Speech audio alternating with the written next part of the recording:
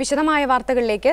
സർക്കാർ ആശുപത്രികളിൽ നിന്ന് രക്തം സ്വീകരിച്ച ബാലികയ്ക്ക് HIV ബാധ സ്ഥിരീകരിച്ചു. മാതാപിതാക്കൾക്ക് HIV ബാധയില്ലെന്ന് ആരോഗ്യവകുപ്പ് നടത്തിയ പരിശോധനയിൽ വ്യക്തമായി. മാനന്തവാടി താലൂക്ക് ആശുപത്രി, കോഴിക്കോട് മെഡിക്കൽ കോളേജ് എന്നിവിടങ്ങളിൽ നിന്നാണ് തലാസീമിയ ബാധിച്ച് ചികിത്സയിലായിരുന്ന പെൺകുട്ടി രക്തം സ്വീകരിച്ചത്. വയനാട്ടിൽ നിന്നും മനേഷ് മൂർത്തി ടെലിഫോൺ ലൈനിൽ ചേരുന്നു. മനേഷ്, ഈ റിപ്പോർട്ടിന്റെ കൂടുതൽ വിവരങ്ങൾ എന്തൊക്കെയാണ്?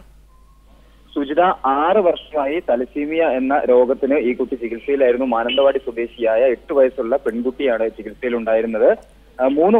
ആദ്യത്തെ 3 വർഷം മാനന്തവാടി ജില്ലാ ആശുപത്രിയിൽ നിന്നാണ് ഈ കുട്ടി രക്തം സ്വീകരിച്ചിരുന്നത്.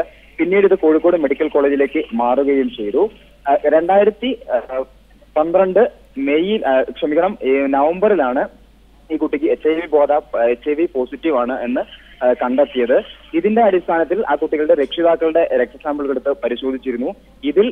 ഇതിൽ അവർക്ക് രക്ഷിതാക്കൾക്ക് HIV ഇല്ല എന്ന് കണ്ടെത്തുകയും ചെയ്തു. തുടർന്നാണ് രക്തം കയറ്റിയപ്പോഴോ അല്ലെങ്കിൽ സ്റ്റെറിലൈസ് ചെയ്യാത്ത ഉപകരണങ്ങൾ ഉപയോഗിച്ചപ്പോഴോ ആണ് കുട്ടിക്ക് HIV ബാധ ഉണ്ടായത് എന്ന സ്ഥിരീകരണത്തിൽ ആരോഗ്യവകുപ്പ് എത്തിയത്. എന്നാൽ പ്രത്യേക സംഘടന നേരത്തെ തന്നെ വയനാട് DMO അടക്കമുള്ള ആളുകൾക്ക് ഇതുമായി ബന്ധപ്പെട്ട് പരാതികൾ നൽകിയിരുന്നു. എന്നാൽ യാതൊരുവിധ നടപടികളും ഉണ്ടായിരുന്നില്ല. ഇന്ന് സ്ഥലത്തെത്തിയ medical vigilance deputy director PN Ramani നമ്മളോട് പറഞ്ഞത് ഇതുമായി ബന്ധപ്പെട്ട് ഏപ്രിൽ ആദ്യ വാരത്തിൽ അന്വേഷണം നടത്തുമെന്നും കുറ്റക്കാരാണ് എന്ന് കണ്ടാൽ നടപടി സ്വീകരിക്കും എന്നുമുള്ള ഒരു ഉറപ്പ് നമുക്ക് നൽകിയിട്ടുമുണ്ട്. സുജിത. മനേഷ്, എന്താണ് ആശുപത്രി അധികൃതർ ഇതിന് നൽകുന്ന വിശദീകരണം?